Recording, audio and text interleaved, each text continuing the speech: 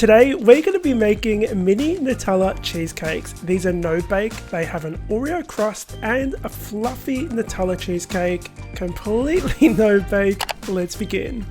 Let's begin with the crust. So we're going to add some Oreos to a food processor and crush these until we reach a fine crumb. Then we're going to add some butter. We're going to pulse those until we coat the crumbs in the butter. Add about a tablespoon of that into a cupcake tray lined with cupcake liners, and then use that spoon to press it down firmly in the bottom of the cupcake liners.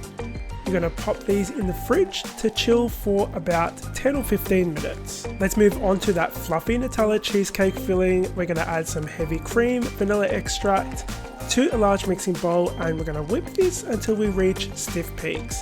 Then to a separate bowl, we're going to add some softened cream cheese, some powdered sugar, milk powder, which helps make this creamy and helps it set, and some vanilla extract. Beat that on high speed until everything is well combined and fluffy and you can't see any dry ingredients. Scrape down your bowl and add your Nutella or your favorite hazelnut spread and beat that until everything is well combined. Add the whipped cream and use a spatula to fold that through until everything is mixed properly. Then I'm going to be using a large cupcake or ice cream scoop to scoop my mixture into my cupcake liners. I've got some chopped Oreos here which I'm going to sprinkle on top. Then just use a spoon to just kind of pat everything down. This is going to go in the fridge to chill for about an hour.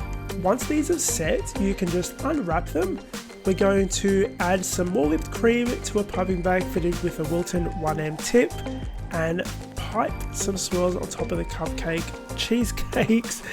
Then I've got some warm Nutella here. It's not overly warm, it's just like warm enough to be a little bit thinner. And we're going to drizzle it on top of our cream and finish it with half an Oreo wedged into the side. These are so fluffy and creamy and really delicious. You don't have to switch your oven on for these. The recipe is over on my website at scranline.com. Link for that is in the box below. Thank you so much for watching today, and I'll see you all on the next episode of the Scran Line.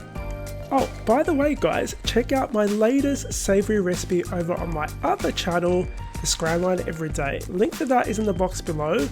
I made some really yummy chicken souvlaki. They're really juicy, kind of like a kebab but Greek, and they are really easy to make.